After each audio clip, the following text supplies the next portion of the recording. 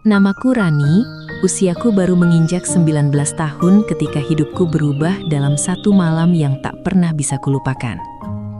Aku lahir dan besar di sebuah desa kecil yang tenang, di mana sawah membentang hijau dan suara ayam berkokok menjadi alarm setiap pagi. Dulu hidupku sederhana, namun hangat. Ibuku adalah perempuan paling lembut yang pernah kukenal. Ia selalu bangun sebelum subuh untuk menyiapkan sarapan dan membangunkanku dengan usapan lembut di kepala. Ayahku dulu juga berbeda. Ia memang tak banyak bicara, tapi tatapannya penuh perhatian. Setiap sore ia pulang dari bekerja sebagai buruh bangunan dengan tubuh lelah, namun masih sempat tersenyum ketika melihatku berlari menyambutnya di depan rumah. Kami memang tak kaya, tetapi aku merasa cukup. Semua berubah ketika ibu meninggal karena sakit yang tak sempat kami obati dengan layak karena keterbatasan biaya. Sejak hari itu, rumah kecil kami terasa kosong. Ayah mulai sering diam, menatap dinding lama seolah menyalahkan dunia. Awalnya aku mengerti kesedihannya, aku pun sama hancurnya. Namun bulan demi bulan berlalu, dan kesedihan ayah berubah menjadi sesuatu yang lain. Ia mulai pulang larut malam dengan langkah sempoyongan dan bau alkohol yang menyengat. Uangnya habis entah kemana, sementara kebutuhan rumah semakin mendesak. Aku berhenti sekolah setelah lulus SMA, karena tak ada biaya untuk melanjutkan. Aku mencoba membantu dengan bekerja serabutan di warung tetangga, mencuci pakaian orang, bahkan menjaga anak kecil demi beberapa lembar uang. Tapi semua itu tak cukup menutup utang ayah yang entah sejak kapan menumpuk. Aku sering mendengar orang-orang membicarakannya di belakang rumah, mengatakan ayahku terjerat pinjaman dan sering terlihat di tempat hiburan malam di kota. Aku tak ingin percaya, namun perubahan sikapnya terlalu nyata. Ia menjadi kasar, mudah marah, dan sering membentakku tanpa alasan jelas. Meski begitu, dalam hatiku aku masih berharap ayah yang dulu akan kembali. Aku tetap menyiapkan makan malam setiap hari walau sering tak disentuh. Aku tetap menunggunya pulang, meski ia jarang peduli. Hingga suatu sore, ketika langit tampak kelabu dan angin berembus lebih dingin dari biasanya, ayah memanggilku dengan suara yang terdengar berbeda, lebih lembut dari biasanya. Rani, bersiaplah, malam ini ikut ayah ke kota. Ada pekerjaan untukmu di sebuah kafe. Lumayan untuk bantu-bantu. Jantungku berdegup lebih cepat. Aku tak pernah bekerja di kota, tapi ada secercah harapan dalam diriku. Mungkin ini kesempatan untuk memperbaiki keadaan. Aku tak bertanya banyak, hanya mengangguk dan masuk ke kamar kecilku untuk berganti pakaian terbaik yang kupunya.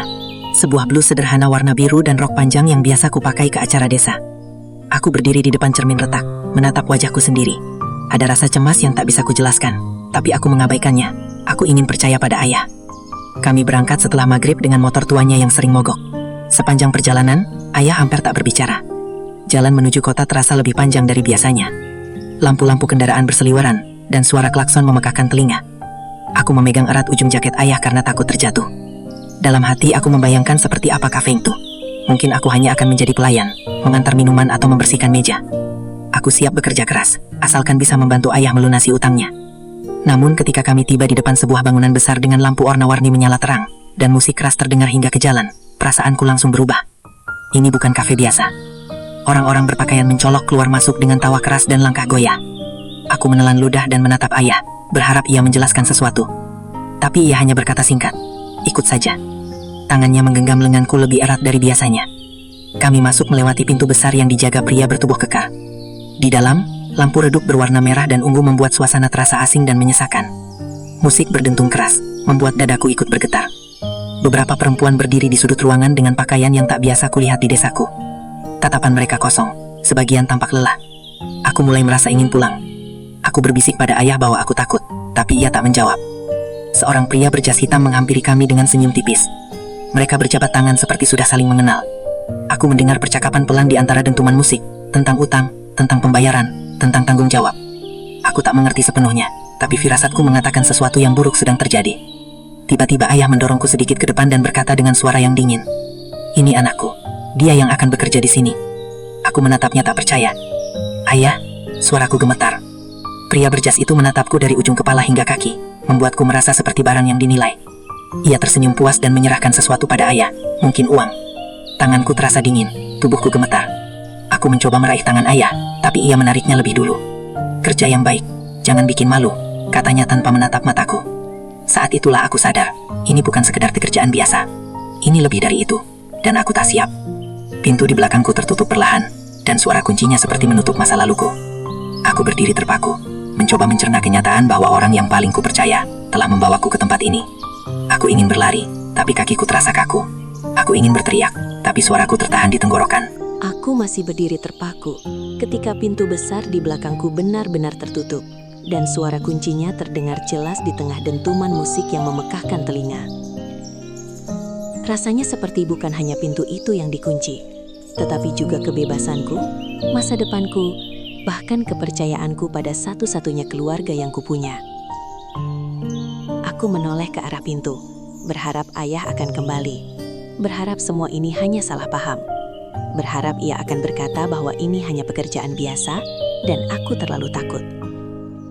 Namun yang kulihat hanya lampu warna merah dan ungu yang berpendar di dinding, bayangan orang-orang yang tertawa tanpa peduli, dan pria berjas hitam yang kini berdiri tepat di hadapanku, dengan senyum tipis yang membuat bulu kuduku merinding. "Mulai malam ini kamu di sini," katanya singkat, seolah keputusan itu sudah final dan tak bisa diganggu-gugat. Aku mencoba berbicara, mencoba bertanya di mana ayah, apa maksud semua ini, pekerjaan apa yang harus kulakukan, tetapi kata-kataku terasa tercekat. Ia memberi isyarat pada seorang perempuan berusia sekitar 30-an yang berdiri tak jauh dari kami.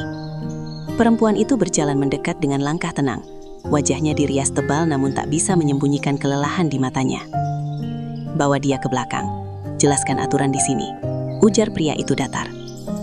Tanganku refleks mencoba menahan lengan perempuan tersebut ketika ia menggiringku melewati lorong sempit yang remang-remang. "Mbak, ini tempat apa? Ayah saya bilang saya kerja di kafe," kataku dengan suara bergetar. Perempuan itu berhenti sejenak, menatapku dengan tatapan yang sulit kuartikan, antara iba dan pasrah. "Semua yang datang ke sini awalnya juga dibilang begitu," jawabnya pelan, lalu kembali berjalan. Setiap langkah terasa berat, jantungku berdetak tak beraturan, pikiranku kacau, mencoba menyangkal kenyataan yang perlahan mulai jelas. Kami sampai di sebuah ruangan kecil dengan beberapa kursi, meja rias penuh kosmetik, dan cermin besar dengan lampu-lampu terang di sekelilingnya. Di dalam ruangan itu ada 3 perempuan lain yang sedang bersiap dengan pakaian yang lebih terbuka dari yang pernah kupakai seumur hidupku. Mereka menoleh serempak ketika aku masuk, dan aku bisa melihat ekspresi yang sama di wajah mereka, seperti yang mungkin ada di wajahku sekarang, campuran takut, lelah, dan pasrah. "Anak Daru?" salah satu dari mereka bertanya singkat. Perempuan yang membawaku hanya mengangguk lalu berkata, "Namanya Rani. Jelaskan saja seperti biasa." Setelah itu ia keluar dan menutup pintu. Aku berdiri canggung di tengah ruangan, merasa asing dan tak tahu harus berbuat apa. Salah satu perempuan mendekat dan menyodorkan segelas air. "Minum dulu, kamu pucat," katanya lembut. Tanganku gemetar saat menerima gelas itu. "Ini tempat hiburan malam. Kamu akan menemani tamu. Duduk, ngobrol, minum. Kalau mereka minta lebih, kamu harus menurut," katanya tanpa berputar-putar. Dunia seolah berhenti berputar. Aku menggeleng pelan, tak percaya dengan apa yang kudengar. "Tidak, ayah saya tidak mungkin." Ucapanku terhenti karena kenyataan yang baru kusaksikan sendiri terlalu jelas untuk dibantah. Salah satu dari mereka tertawa kecil tanpa humor. "Banyak yang dijual oleh orang terdekatnya. Pacar, suami, bahkan orang tua. Kamu tidak sendiri." Kalimat itu seperti pisau yang menusuk dadaku. Aku terduduk lemas di kursi. Air mata mulai mengalir tanpa bisa kutahan. Dalam benakku terlintas wajah ayah saat menyerahkanku tadi. Tatapannya dingin, berbeda dengan ayah yang dulu memelukku saat aku takut petir. Apakah hutangnya sebesar itu, sampai aku harus jadi pengganti? Apakah aku hanya beban baginya? Pertanyaan demi pertanyaan menghantam kepalaku tanpa jawaban. Tak lama kemudian, pintu kembali terbuka dan perempuan yang tadi masuk lagi membawa beberapa helai pakaian pendek berkilau. Ia meletakkannya di meja di depanku. "Ganti, 15 menit lagi kamu keluar," katanya tegas. Aku menggeleng kuat-kuat. "Saya tidak mau, saya mau pulang, saya mau ketemu ayah saya," kataku hampir berteriak. Seketika wajahnya berubah keras. "Di sini tidak ada yang bisa pulang sebelum utangnya lunas, dan ayahmu sudah menerima uangnya." Kalimat itu membuat tubuhku terasa mati rasa. Jadi benar, aku bukan sekedar dititipkan bekerja, aku dijadikan alat bayar utang. Aku berdiri dan mencoba menuju pintu, namun 2 pria bertubuh besar sudah berdiri di sana, seolah tahu apa yang akan kulakukan. Tatapan mereka cukup membuat kakiku lemas kembali. "Jangan buat masalah di malam pertama," salah satu dari mereka berkata dingin. Aku merasa terjebak, seperti burung dalam sangkar tanpa celah untuk keluar. Perempuan-perempuan di ruangan itu hanya menunduk. Mungkin mereka pernah mencoba melawan dan tahu hasilnya. Dengan tangan gemetar, aku memandang pakaian yang harus kupakai. Air mataku jatuh membasahi kain itu. Aku merasa harga diriku direnggut paksa. Aku ingin berteriak memanggil ibu. Ingin memutar waktu kembali ke hari-hari sederhana di desa. Tapi semua itu mustahil. Waktu terus berjalan tanpa peduli pada kehancuranku. Dengan langkah goyah, aku masuk ke ruangan kecil di sudut ruangan untuk berganti. Saat melihat bayanganku di cermin dengan pakaian yang terasa asing dan memalukan, aku hampir tak mengenali diriku sendiri. Gadis desa yang polos itu seolah menghilang, digantikan seseorang yang dipaksa lewasa oleh keadaan kejam. Ketika aku keluar, perempuan tadi memperbaiki riasanku agar terlihat lebih mencolok. Semakin cepat kamu terima keadaan, semakin sedikit kamu disakiti. Bisiknya pelan, entah sebagai nasihat atau peringatan. Musik di luar semakin keras ketika namaku dipanggil untuk keluar. Kakiku terasa berat melangkah menuju ruang utama. Lampu-lampu menyilaukan, asap rokok memenuhi udara, dan tatapan para tamu terasa seperti jarum menusuk kulitku. Malam pertamaku dimulai bukan sebagai pelayan kafe seperti yang kubayangkan, melainkan sebagai gadis yang dijual oleh ayah kandungnya sendiri. Di tengah kebisingan itu, aku merasa sangat sendirian. Dan untuk pertama kalinya dalam hidupku, aku benar-benar mengerti bagaimana rasanya kehilangan segalanya dalam satu malam. Malam pertamaku di tempat itu terasa seperti hukuman yang tak berkesudahan. Setelah namaku dipanggil dan aku didorong perlahan menuju ruang utama yang penuh cahaya redup dan suara musik menghentak, aku duduk di salah satu sofa empuk yang terasa asing dan dingin. Di sekelilingku, perempuan-perempuan lain tersenyum paksa, tertawa kecil pada lelucon tamu yang bahkan tak lucu, dan meneguk minuman yang entah sudah keberapa gelas. Aku mencoba meniru mereka, tetapi senyumku terasa kaku dan mataku terus menatap lantai. Seorang pria berusia sekitar 40 tahun dengan kemeja terbuka beberapa kancing menghampiriku. Ia duduk terlalu dekat, membuatku bisa mencium aroma alkohol dari napasnya. Tangannya mencoba meraih tanganku dan refleks aku menariknya pelan. Ia tertawa kecil, seolah penolakanku adalah bagian dari permainan. "Anak baru ya?" tanyanya sambil menyeringai. Aku tak menjawab, hanya mengangguk pelan. Di dalam dadaku, jantungku berdetak sangat keras hingga rasanya semua orang bisa mendengarnya.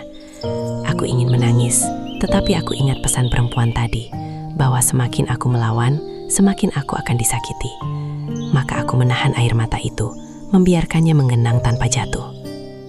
Pria itu memesan minuman dan memaksaku ikut meneguknya. Cairan pahit itu membakar tenggorokanku, membuat kepalaku sedikit pusing. Musik terus berdentum, lampu berputar-putar, dan tawa orang-orang terdengar seperti gema yang jauh. Di tengah keramaian itu, aku merasa sendirian. Setiap sentuhan yang tak kuinginkan terasa seperti tamparan bagi harga diriku. Waktu berjalan lambat, seolah sengaja memperpanjang penderitaanku. Ketika pria itu akhirnya pergi bersama perempuan lain yang lebih berpengalaman, aku duduk terpaku, mencoba mengatur napas. Seorang perempuan yang tadi memberiku air di ruang rias menghampiriku dan duduk di sampingku. "Namaku Siska," katanya pelan. Aku menoleh dan melihat ada kelembutan di matanya yang jarang kutemui sejak datang ke tempat ini. "Rani," jawabku singkat. Ia mengangguk pelan, lalu berkata, "Aku tahu ini berat. Dulu malam pertamaku juga seperti ini. Aku menangis sampai tak bersuara." Aku menatapnya, merasa ada sedikit penghiburan karena ternyata ada seseorang yang mengerti. "Kamu sudah lama di sini?" tanyaku lirih. Ia tersenyum tipis, senyum yang lebih mirip luka lama yang belum sembuh. 3 tahun. Awalnya aku dijanjikan kerja di restoran. Ternyata aku malah terjebak di sini. Kata-katanya membuat dadaku semakin sesak. 3 tahun terasa seperti waktu yang sangat lama untuk hidup dalam kegelapan seperti ini. "Apa tidak ada cara keluar?" tanyaku penuh harap. Siska menatap ke arah pintu besar yang dijaga 2 pria bertubuh kekar. "Ada, kalau kamu bisa bayar semua yang katanya jadi utangmu. Tapi biasanya utang itu tak pernah benar-benar lunas. Selalu ada alasan untuk menambahnya." Aku terdiam, menyadari betapa dalam jebakan ini. Aku teringat ayah. Wajahnya kembali terbayang jelas di pikiranku. Bagaimana ia menyerahkanku tanpa ragu. Rasa marah perlahan muncul menggantikan kesedihan. Bagaimana mungkin ia melakukan ini? Apakah ia tak memikirkan apa yang akan terjadi padaku? Pertanyaan itu berulang kali berputar di kepalaku. Malam itu aku kembali dipanggil untuk menemani tamu lain. Kali ini aku mencoba lebih diam, lebih menurut, hanya agar cepat berlalu. Namun setiap detik tetap terasa menyakitkan. Aku merasa tubuhku ada di sana, tetapi jiwaku seolah menjauh, mencoba melindungi diri dari kenyataan pahit. Ketika jam menunjukkan lewat tengah malam dan para tamu mulai berkurang, aku akhirnya diizinkan kembali ke ruang belakang. Kakiku terasa lemas, wajahku lelah, dan mataku perih menahan tangis. Begitu pintu ruangan tertutup, aku tak sanggup lagi menahan semuanya. Air mataku jatuh deras tanpa suara. Aku menutup wajahku dengan kedua tangan, mencoba meredam isak yang hampir pecah. Siska memelukku pelan, tanpa banyak kata. Pelukan itu sederhana, tapi cukup untuk membuatku merasa sedikit manusia lagi. "Jangan biarkan mereka menghancurkan hatimu," bisiknya pelan. Aku mengangguk, meski tak yakin bagaimana caranya. Malam semakin larut, ketika aku akhirnya diantar ke sebuah kamar kecil di lantai atas. Kamar itu sempit, dengan ranjang tipis, dan jendela kecil yang teralis besi. Aku duduk di tepi ranjang, menatap langit-langit yang kusam. Suara musik dari bawah masih terdengar samar. Aku merasa sangat lelah, tetapi tidur terasa mustahil. Pikiranku dipenuhi bayangan ibu. Aku membayangkan wajahnya yang lembut, suaranya yang menenangkan. Jika ia masih hidup, mungkin aku tak akan berada di sini. Aku memeluk lututku sendiri, mencoba mencari kehangatan yang hilang. Malam itu aku menyadari satu hal yang menyakitkan, bahwa dunia tak selalu adil, dan orang yang paling kita percaya bisa menjadi yang paling melukai. Namun di tengah semua itu, ada api kecil di dalam diriku yang belum padam. Api itu adalah keinginan untuk bertahan, untuk suatu hari keluar dari tempat ini, untuk membuktikan bahwa aku lebih dari sekadar anak yang dijual demi utang. Air mata itu akhirnya mengering dengan sendirinya. Pagi pertamaku di tempat itu datang tanpa cahaya hangat seperti di desaku, melainkan dengan suara pintu diketuk keras dan langkah kaki tergesa di lorong sempit. Aku terbangun dengan tubuh pegal dan kepala berat, seolah malam sebelumnya hanyalah mimpi buruk yang terlalu nyata. Namun saat mataku terbuka dan melihat dinding kusam serta jendela kecil berteralis, aku tahu ini bukan mimpi, ini kenyataan yang harus kuhadapi. Aku duduk perlahan di tepi ranjang tipis, mencoba mengingat kapan terakhir kali aku merasa aman. Mungkin saat ibu masih hidup, mungkin saat ayah masih tersenyum tulus padaku. Kini semua itu terasa sangat jauh. Seorang perempuan penjaga membuka pintu tanpa banyak bicara dan menyuruhku turun untuk sarapan bersama yang lain. Aku mengikuti dengan langkah pelan, melihat wajah-wajah lelah yang berjalan di depanku. Di ruang makan kecil itu, kami duduk berjajar tanpa banyak percakapan. Nasi dan lauk sederhana tersaji, tapi tak ada selera makan dalam diriku. Siska duduk di sampingku dan berbisik agar aku tetap makan supaya tidak jatuh sakit. Karena di sini sakit bukan alasan untuk berhenti bekerja. Aku memaksakan diri menelan beberapa suap, meski rasanya hambar dan berat. Setelah itu, kami kembali ke kamar masing-masing untuk beristirahat sebelum malam tiba lagi. Siang hari di tempat itu terasa sunyi namun mencekam, seperti menunggu badai yang pasti datang saat gelap turun.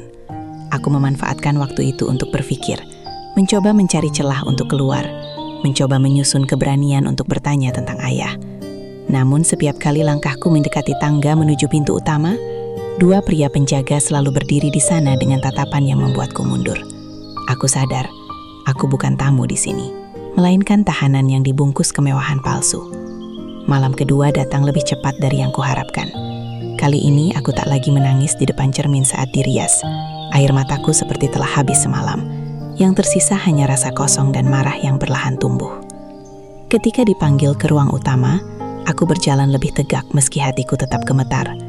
Dunia di luar sana mungkin tak tahu apa yang terjadi di balik lampu warna-warni ini. Mereka hanya melihat tawa, musik, dan gelas yang terangkat, tanpa pernah membayangkan cerita di balik mata para perempuan yang duduk menemani. Seorang tamu muda menghampiriku malam itu. Usianya mungkin tak jauh dariku. Ia tertawa keras bersama teman-temannya, lalu duduk di sampingku dan mulai mengajakku bicara. Aku menjawab seperlunya, menjaga jarak sebisa mungkin. Namun di tempat itu, jarak hanyalah ilusi. Setiap sentuhan yang tak kuinginkan kembali terasa seperti penghinaan. Aku menggenggam tangan sendiri di bawah meja, mencoba menahan diri agar tak gemetar. Aku mulai belajar mematikan perasaan, membiarkan pikiranku melayang ke sawah hijau di desa, ke suara angin sore yang berhembus pelan, agar tubuhku bisa bertahan di ruangan penuh asap dan tawa palsu ini. Siska beberapa kali melempar pandang ke arahku, Memastikan aku masih kuat, aku membalas dengan anggukan kecil. Di sela-sela waktu, aku mendengar percakapan pria berjas hitam dengan salah satu penjaga tentang setoran dan utang yang harus cepat kembali. Aku sadar bahwa selama uang itu belum dianggap cukup, aku tak akan dilepaskan. Bahkan mungkin meski sudah cukup pun, akan ada alasan baru untuk menahanku. Pikiran itu membuat dadaku sesak, tapi juga menyalakan tekad kecil dalam diriku bahwa aku harus lebih pintar dari mereka. Aku mulai memperhatikan kebiasaan para penjaga, jam pergantian shift, pintu mana yang jarang diawasi. Meski belum tahu bagaimana caranya, aku ingin punya rencana. Malam demi malam berlalu dengan pola yang sama, dan setiap malam aku merasa sedikit demi sedikit berubah. Bukan menjadi lebih lemah, melainkan lebih keras pada keadaan. Luka di hatiku memang belum sembuh, tetapi aku belajar menyimpannya dalam-dalam agar tak terlihat. Suatu malam, seorang tamu mencoba bersikap kasar ketika aku menolak minum terlalu banyak. Tangannya mencengkeram lenganku kuat hingga meninggalkan bekas merah. Aku hampir terjatuh, namun sebelum keadaan memburuk, penjaga datang dan menariknya pergi karena mungkin ia belum membayar cukup mahal untuk bersikap seenaknya. Aku duduk gemetar, menahan amarah dan takut yang bercampur jadi satu. Dunia ini kejam, pikirku, dan aku berada di sisi yang paling rapuh. Namun di tengah semua itu, aku masih punya satu hal yang tak bisa mereka ambil, yaitu keinginanku untuk bertahan dan keluar. Setiap malam sebelum tidur, aku memandang jendela kecil berteralis dan berbisik pada diriku sendiri bahwa ini bukan akhir hidupku. Aku memang dijual, aku memang terjebak, tetapi aku bukan barang. Aku manusia yang masih punya harapan. Dunia mungkin memperlakukanku tanpa belas kasihan. Bahkan ayahku sendiri mungkin telah menukar masa depanku dengan uang. Tetapi aku menolak untuk menyerah. Jika dunia sekejam ini, maka aku harus lebih kuat darinya. Dan di kamar kecil yang sunyi itu, dengan luka di hati dan tekad yang perlahan mengeras, aku berjanji bahwa suatu hari aku akan keluar dari tempat ini dan membuktikan bahwa aku bukan milik dunia yang kejam ini selamanya. Malam-malam di tempat itu terus berjalan tanpa ampun. Seakan waktu sengaja diperlambat untuk memperpanjang penderitaanku. Aku mulai kehilangan hitungan hari karena setiap malam terasa sama.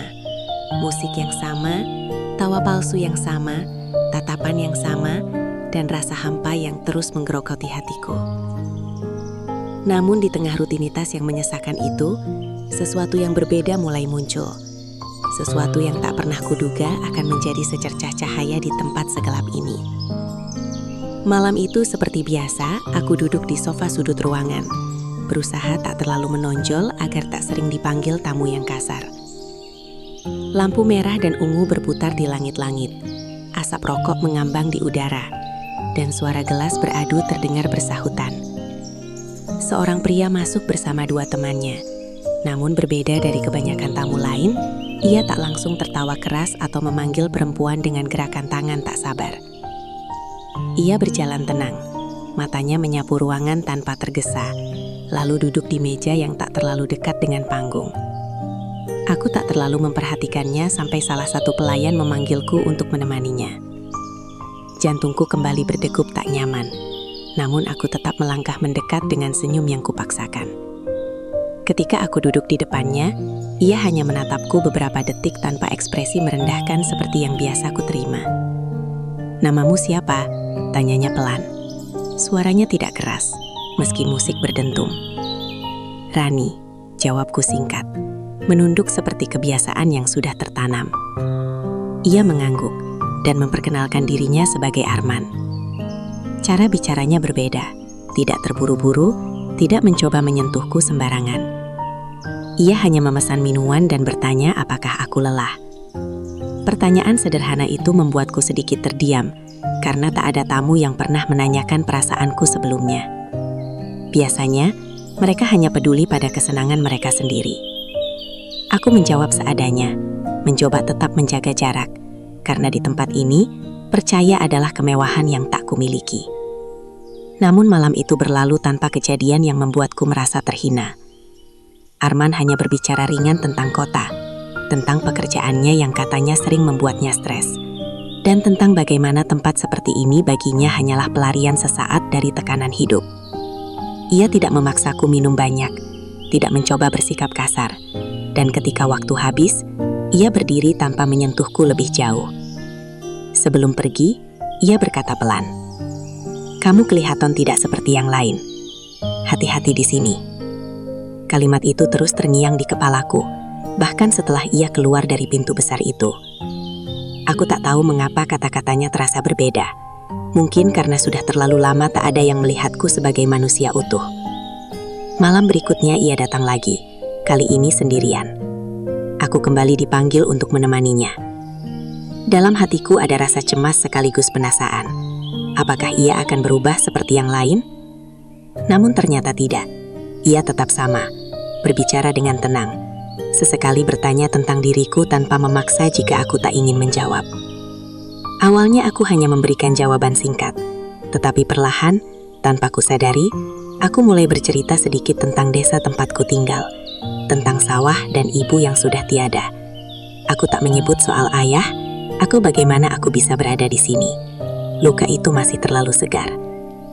Arman mendengarkan dengan sungguh-sungguh. Matanya tak pernah menunjukkan rasa meremehkan. Beberapa malam kemudian, ketika keberanian kecil mulai tumbuh dalam diriku, aku memberanikan diri bertanya mengapa ia sering datang ke tempat seperti ini jika ia tak tampak menikmati suasananya. Ia tersenyum samar dan berkata bahwa terkadang manusia lari ke tempat yang salah ketika tak tahu harus menghadapi masalahnya sendiri. Jawaban itu terasa jujur dan membuatku merasa ia bukan sekedar tamu biasa. Suatu malam, ketika aku terlihat lebih murung dari biasanya karena salah satu tamu sebelumnya bersikap tidak menyenangkan, Arman memperhatikannya. "Ada yang menyakitimu?" tanyanya pelan. Aku terdiam lama, menimbang apakah aku harus tetap diam atau membuka sedikit pintu yang selama ini kukunci rapat. Entah apa yang membuatku akhirnya bercerita. Mungkin karena aku terlalu lelah menyimpan semuanya sendirian. Dengan suara hampir berbisik, aku mengatakan bahwa aku tak datang ke tempat ini atas kemauanku sendiri. Aku mengatakan bahwa aku dibawa oleh ayahku dan tak pernah kembali ke rumah sejak malam itu. Tanganku gemetar saat mengucapkannya, seolah setiap kata adalah pengakuan yang memalukan. Arman terdiam lama, wajahnya berubah serius. "Ayahmu?" tanyanya pelan, seakan tak percaya. Aku mengangguk dan menahan air mata yang hampir jatuh. Untuk pertama kalinya sejak berada di tempat itu, aku merasa ada seseorang yang benar-benar mendengarkan ceritaku. Bukan sebagai hiburan, bukan sebagai gosip, melainkan sebagai kisah nyata yang menyakitkan. Arman mengepalkan tangannya pelan, tampak menahan marah. "Ini tidak benar. Kamu tidak seharusnya di sini," katanya tegas, namun tetap pelan agar tak menarik perhatian.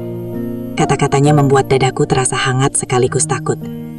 Hangat karena ada yang peduli, takut karena harapan seringkali berakhir dengan kekecewaan. Aku menatapnya ragu. Tidak ada jalan keluar. Hutangnya tidak akan pernah dianggap lunas, kataku pahit. Ia menatapku lama, seolah sedang memikirkan sesuatu. "Selalu ada jalan. Mungkin tidak mudah, tapi pasti ada," jawabnya. Kalimat itu sederhana. Namun di tempat yang penuh kegelapan ini, kata-kata seperti itu terasa seperti seberkas cahaya tipis yang menembus celah dinding. Malam itu ketika aku kembali ke kamar kecilku, aku duduk di tepi ranjang dengan perasaan yang berbeda dari biasanya. Untuk pertama kalinya sejak dijual ke tempat ini, aku tidak hanya merasakan putus asa. Ada sesuatu yang lain, sesuatu yang kecil namun nyata, yaitu harapan. Aku tahu aku tak boleh sepenuhnya bergantung pada orang asing. Aku tahu dunia sudah mengajarkanku untuk berhati-hati, tetapi aku juga tak bisa menyangkal bahwa kehadiran Arman membuatku merasa sedikit lebih kuat. Di tengah dunia yang kejam dan gelap ini, mungkin Tuhan masih menyisakan satu cahaya kecil untukku, dan aku hanya bisa berdoa agar cahaya itu tidak padam sebelum aku benar-benar menemukan jalan keluar dari neraka yang menyamar sebagai tempat hiburan ini. Sejak malam aku menceritakan semuanya kepada Arman. Hidupku di tempat itu terasa berbeda, meski keadaan di sekelilingku tetap sama. Musik masih berdentum keras setiap malam. Lampu-lampu warna-warni masih berputar tanpa henti. Dan para tamu masih datang dengan tawa yang terdengar kosong di telingaku. Namun di dalam diriku, ada sesuatu yang mulai bergerak. Sebuah tekad yang perlahan tumbuh dan menolak untuk padam. Aku tak lagi hanya bertahan. Aku mulai memikirkan cara untuk keluar. Setiap kali Arman datang, kami berbicara lebih hati-hati. Ia tidak lagi hanya bertanya tentang perasaanku, tetapi mulai memperhatikan keadaan sekitar. Ia memperhatikan pintu samping yang jarang digunakan, waktu pergantian penjaga, bahkan jumlah orang yang berjaga di malam tertentu. Aku awalnya takut melihat keseriusan di matanya, takut berharap terlalu tinggi, karena harapan yang runtuh bisa lebih menyakitkan daripada putus asa. Namun Arman tidak berbicara sembarangan. Ia mengatakan bahwa ia tidak bisa langsung bertindak gegabah, karena tempat itu bukan sekedar tempat hiburan biasa, melainkan memiliki jaringan yang kuat. Kalau kita salah langkah, kamu bisa dipindahkan ke tempat lain yang lebih buruk, katanya pelan suatu malam. Kata-kata itu membuatku merinding. Aku tak pernah membayangkan ada kemungkinan lebih buruk dari ini. Sejak saat itu aku mulai lebih teliti memperhatikan setiap detail.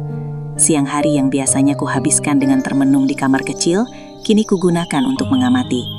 Dari jendela kecil berteralis, aku bisa melihat sedikit halaman belakang. Ada pintu besi yang sering digunakan untuk membuang sampah sekitar pukul 2 dini hari.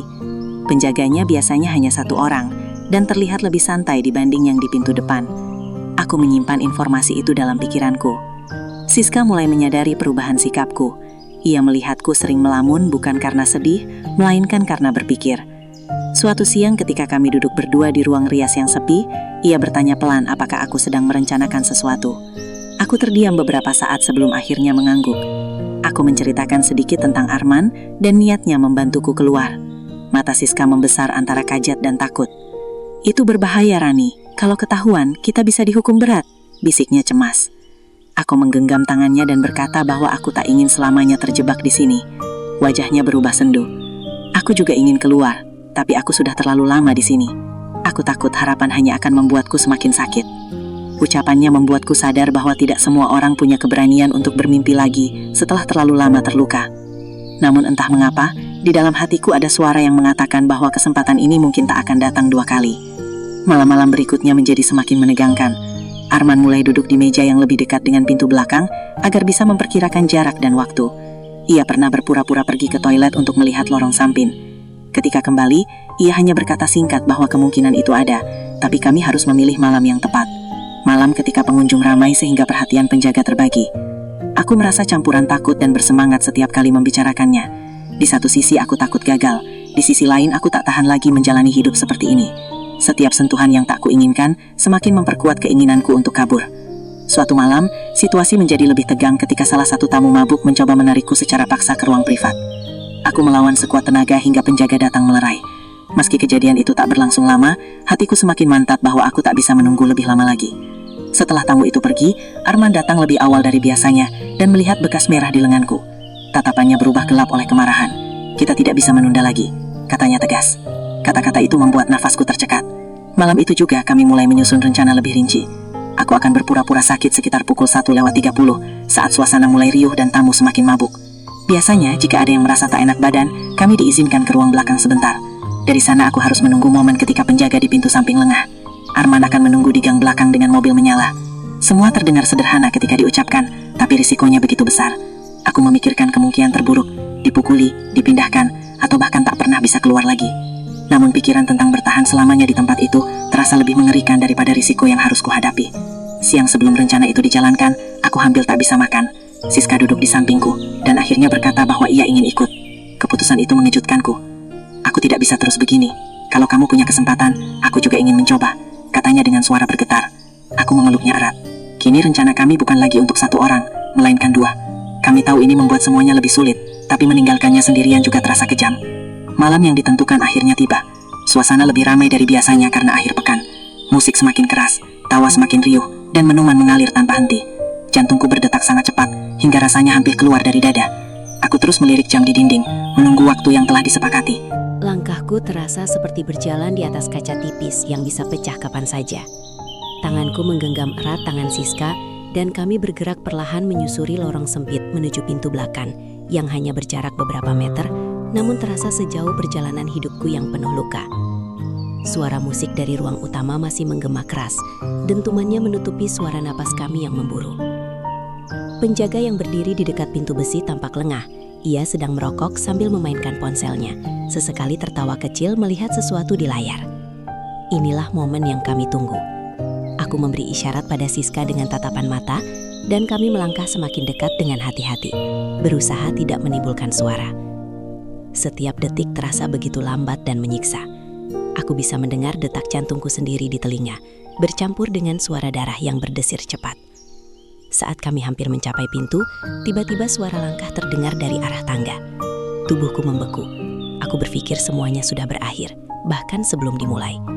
Namun ternyata itu hanya seorang pelayan yang lewat, tanpa memperhatikan kami. Aku menahan napas, menunggu hingga ia menghilang di tikungan. Penjaga di depan pintu masih membelakangi kami. Aku mengumpulkan seluruh keberanian yang tersisa. Lalu dengan gerakan cepat namun tetap hati-hati, aku meraih gagang pintu dan membukanya sedikit. Pintu itu berderit pelan, membuatku hampir menjerit karena takut suara itu terdengar jelas. Penjaga menoleh sekilas, dan jantungku seakan berhenti. Namun pada saat yang sama, terdengar teriakan riuh dari ruang utama seolah ada keributan kecil yang menarik perhatiannya. Ia kembali memutar badan menghadap ke arah suara itu. Kesempatan itu tak kami sia-siakan. Aku menarik Siska dan kami menyelinap keluar melalui celah pintu yang terbuka. Udara malam langsung menyambut wajahku. Terasa begitu dingin namun segar, berbeda dengan udara pengap penuh asap di dalam sana. Kami berlari menyusuri gang belakang yang gelap. Langkah kami tak lagi pelan. Kini hanya ada satu tujuan, menjauh sejauh mungkin dari tempat itu.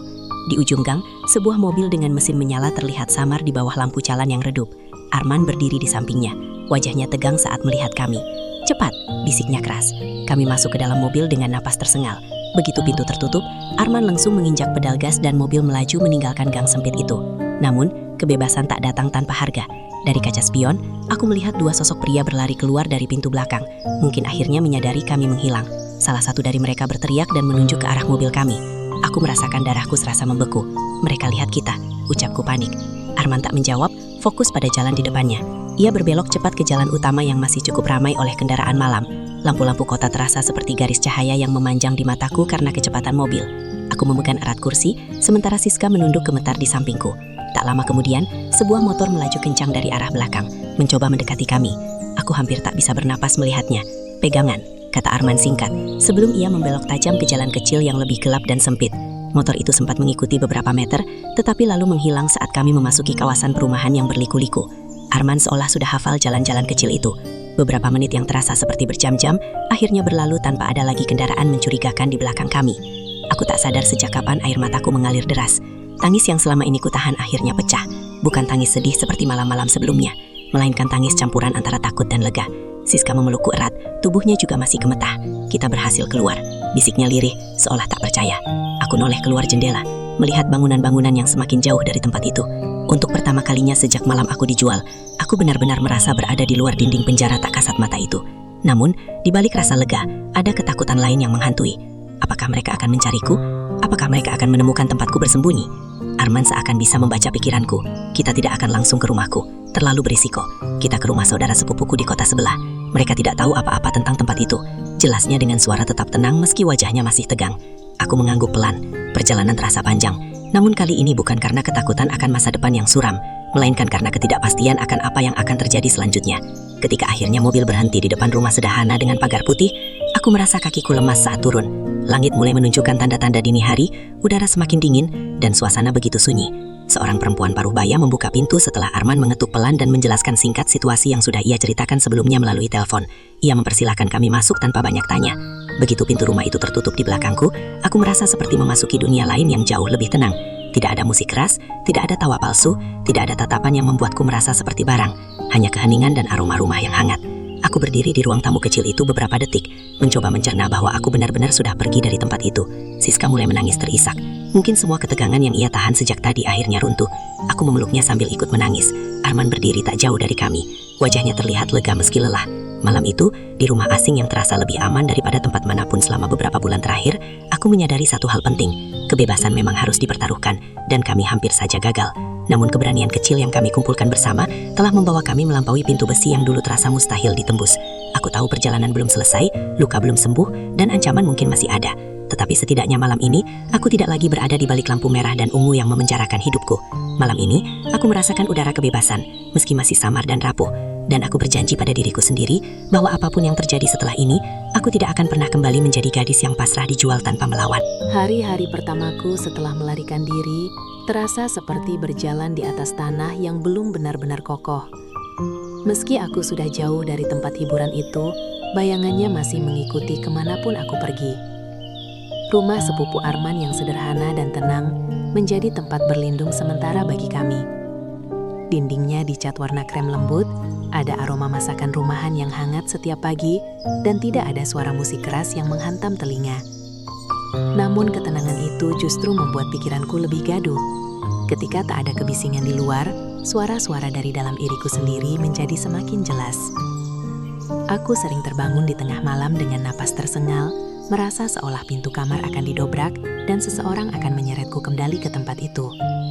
Keringat dingin membasahi pelipisku dan butuh beberapa menit untuk menyadari bahwa aku aman, bahwa jeruji di jendela kecil itu sudah tidak ada lagi. Siska juga mengalami hal yang sama. Kami sering duduk berdua di ruang tamu saat dini hari, sama-sama tak bisa tidur, saling menenangkan tanpa banyak kata, karena kami tahu rasa takut itu tak mudah dijelaskan pada orang yang tak pernah mengalaminya. Sepupu Arman memperlakukan kami dengan baik, memberiku pakaian bersih, dan membiarkan kami beristirahat tanpa menuntut apapun. Namun aku sadar, kami tak bisa selamanya bersembunyi di rumah orang lain. Arman mulai berbicara tentang langkah berikutnya, tentang mencari pekerjaan yang layak untuk kami, agar bisa mandiri dan tidak bergantung padanya. Setiap kali ia membicarakan masa depan, hatiku terasa campur aduk, antara harapan dan ketakutan. Aku ingin percaya bahwa hidupku bisa kembali normal, tetapi bayangan masa lalu seringkali muncul tanpa izin. Suatu siang, ketika aku mencoba membantu di dapur, suara piring yang terjatuh tiba-tiba membuatku tersentak hebat. Tubuhku gemetar dan napasku tak teratur, seolah suara itu adalah tanda bahaya. Sepupu Arman memelukku pelan dan berkata bahwa aku aman, tetapi butuh waktu lama sampai jantungku kembali tenang. Saat itu aku menyadari bahwa luka yang kuterima bukan hanya pada hati, tetapi juga pada pikiranku. Kebebasan fisik ternyata tidak otomatis menghapus rasa takut yang tertanam begitu dalam. Meski begitu, aku tak ingin tenggelam dalam bayangan itu selamanya. Aku mulai memaksa diriku untuk melakukan hal-hal kecil yang membuatku merasa hidup kembali.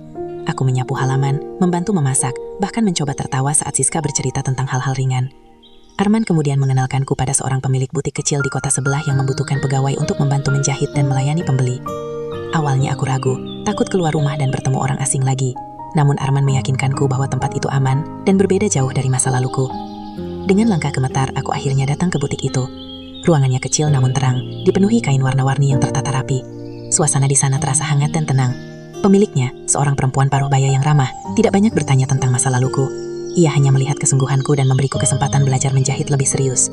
Hari pertama bekerja membuatku lelah, tetapi lelah yang berbeda dari sebelumnya. Ini adalah lelah karena berusaha, bukan karena dipaksa. Setiap jahitan yang kubuat terasa seperti menyatukan kembali bagian-bagian diriku yang sempat tercerai-berai. Siska juga mulai bekerja di tempat yang sama, membantu melayani pembeli dan mengatur stok kain. Kami saling menguatkan, memastikan tak ada yang tertinggal sendirian dalam ketakutan. Meski demikian, trauma itu belum sepenuhnya hilang. Ada kalanya pelanggan pria masuk ke butik, dan hanya dengan tatapan biasa pun aku bisa merasa panik. Tanganku berkeringat dan pikiranku kembali ke ruang gelap penuh asap itu. Namun perlahan aku belajar membedakan antara masa lalu dan masa kini. Tidak semua pria datang dengan niat buruk, tidak semua tempat menyimpan bahaya. Arman tetap mendampingi kami, meski ia memberi ruang agar kami belajar berdiri sendiri. Ia sering bertanya bagaimana pekerjaanku hari itu, apakah aku merasa lebih baik, apakah ada yang mengganggu. Kepeduliannya membuatku merasa dihargai, bukan dikasihani. Di sela-sela kesibukan baru itu, aku juga mulai memikirkan ayah. Rasa marahku belum hilang, tetapi kebencian itu perlahan berubah menjadi pertanyaan besar tentang bagaimana seorang ayah bisa menjual anaknya sendiri. Apakah ia benar-benar tak punya pilihan, ataukah ia memilih jalan termudah tanpa memikirkan akibatnya? Pikiran itu sering membuat dadaku sesak, namun aku sadar bahwa untuk benar-benar sembuh, aku harus belajar melepaskan beban yang terus kubawa. Aku tak ingin masa laluku menentukan seluruh hidupku. Setiap sore setelah bekerja, aku duduk di teras rumah kecil, tempat kami kini menyewa kamar, memandang langit yang perlahan berubah warna. Angin sore menyentuh wajahku dengan lembut, mengingatkanku pada desa yang dulu. Ada rasa rindu, tetapi juga kesadaran bahwa aku bukan lagi gadis yang sama. Aku telah melewati gelap yang tak pernah aku bayangkan sebelumnya. Luka itu memang belum sembuhnya sepenuhnya, terkadang masih perih saat tersentuh kenangan, tetapi aku mulai belajar hidup berdampingan dengannya, tanpa membiarkannya menguasai diriku. Kebebasan yang kuraih bukan akhir dari perjuangan, melainkan awal dari proses panjang untuk memulihkan diri. Aku tahu akan ada hari-hari sulit lagi, mungkin malam-malam tanpa tidur, dan kenangan yang tiba-tiba datang. Namun kini aku tak lagi sendirian, dan yang terpenting, aku tak lagi terkurung. Luka itu mungkin masih ada, tetapi di antara bekasnya, perlahan tumbuh kekuatan baru, yang membuatku percaya bahwa aku bukan lagi korban keadaan, melainkan seseorang yang sedang belajar bangkit dari reruntuhan hidupnya sendiri. Hidupku perlahan mulai menemukan ritmenya yang baru. Setiap pagi, aku berangkat ke butik dengan langkah yang tidak lagi terlalu berat. Dan setiap sore, aku pulang dengan rasa lelah yang terasa jujur, bukan lelah karena dipaksa atau disakiti. Aku mulai terbiasa mendengar suara mesin jahit, aroma kain baru, dan percakapan ringan para pelanggan. Namun di balik semua itu, ada satu bagian dari masa laluku yang belum benar-benar selesai. Sebuah bayangan yang sesekali muncul dalam mimpiku. Wajah seorang lelaki yang dulu kupanggil ayah. Aku berusaha menghindari memikirkan tentangnya, meyakinkan diri bahwa hidupku kini tak lagi berkaitan dengannya. Tetapi kenyataan tidak selalu mengikuti keinginan. Suatu sore, ketika aku sedang merapikan kain di rak paling atas, ponselku bergetar. Nomor yang tidak kukenal muncul di layar. Awalnya aku tak berniat mengangkatnya, namun entah mengapa hatiku berdebar aneh. Aku menjawab dengan suara pelan. Di ujung sana terdengar suara yang sangat kukenal, meski sudah lama tak kudengar. Suara itu lebih serak, lebih lemah, tetapi tetap jelas. Itu suara ayahku. Tanganku langsung gemetar, hingga hampir menjatuhkan ponsel. Beberapa detik aku tak mampu berkata apapun. Ia memanggil namaku pelan, seolah takut aku akan langsung menutup telepon. Ada jeda panjang sebelum akhirnya aku menjawab dengan suara kaku. Ia mengatakan bahwa ia mencariku selama ini, bahwa ia menyesal, bahwa hidupnya hancur sejak malam itu. Kata-katanya terdengar seperti pengakuan yang berat, tetapi bagiku setiap kalimat terasa seperti mengorek luka lama yang belum benar-benar kering. Ia berkata bahwa ia sakit dan ingin bertemu denganku, setidaknya sekali saja. Aku tak langsung menjawab. Setelah telepon itu berakhir, aku terduduk di kursi kecil di sudut butik. Pikiranku kacau. Siska yang melihat wajahku pucat langsung menghampiri dan bertanya apa yang terjadi. Dengan suara bergetar, aku mengatakan bahwa ayah menghubungiku. Wajah Siska berubah tegang. Ia tahu betapa dalam luka yang kuterima karena lelaki itu. Malam itu aku tak bisa tidur.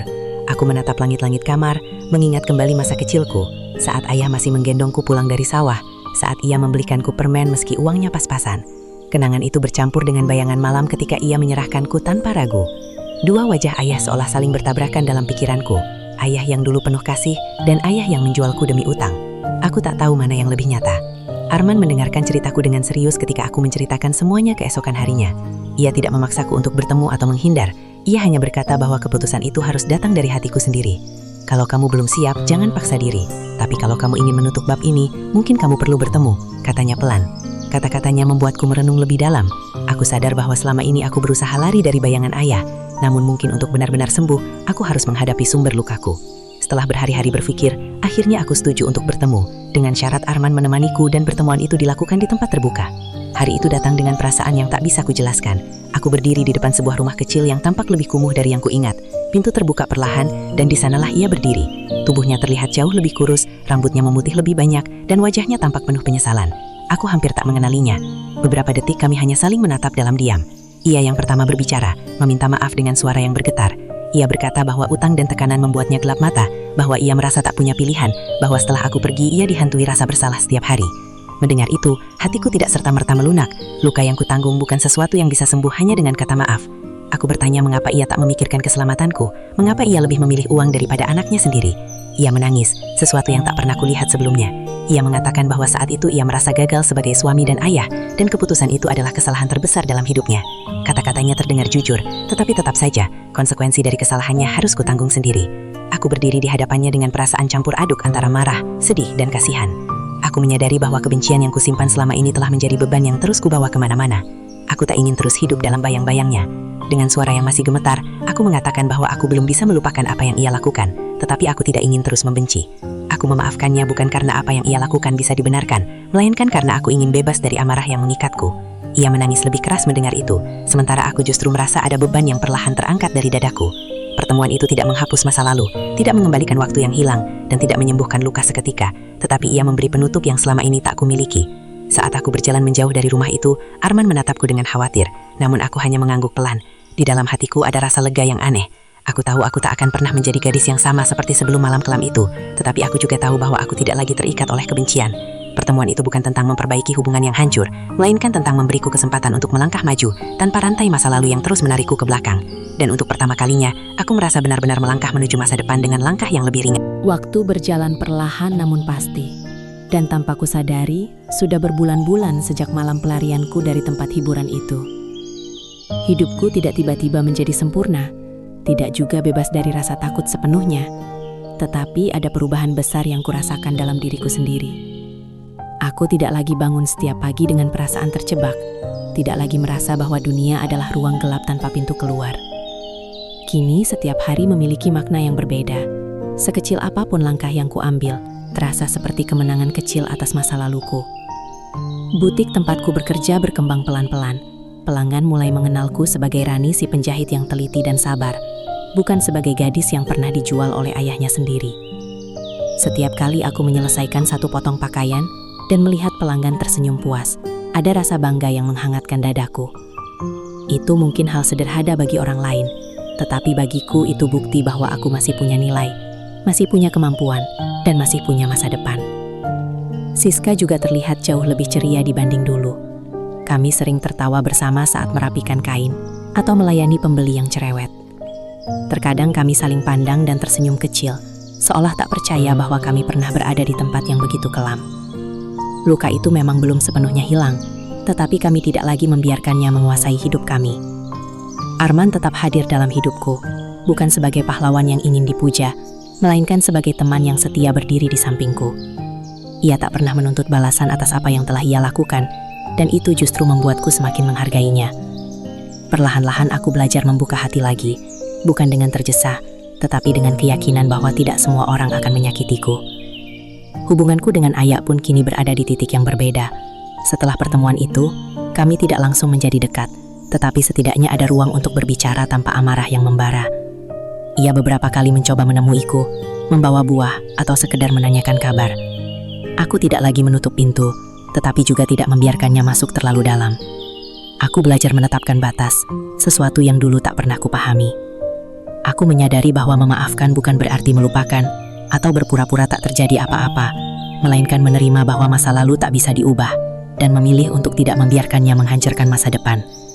Suatu sore, ketika aku duduk di teras rumah kontrakan kecil yang kini kutempati bersama Siska, aku memandangi langit yang perlahan berubah jingga. Angin sore berembus lembut, membawa aroma tanah yang mengingatkanku pada desa tempatku dulu tumbuh. Aku teringat gadis lugu yang duduk di motor ayahnya malam itu, penuh harapan akan pekerjaan di kota tanpa tahu bahwa hidupnya akan berubah selamanya.